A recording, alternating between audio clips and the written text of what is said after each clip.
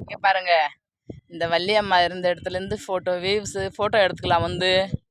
எவ்வளோ சூப்பராக இருக்குது பாருங்கள். நேச்சுரல் குத்து அழகு பாருங்கள்.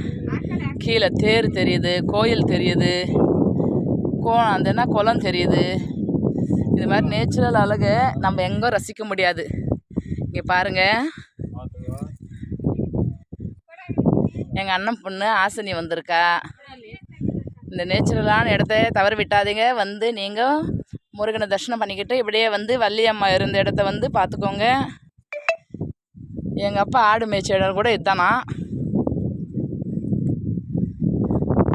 எங்கள் தங்கச்சி வீட்டுக்கார் கல்யாணம் ஆன புதுசில் இங்கே தான் வந்தாங்களாம்.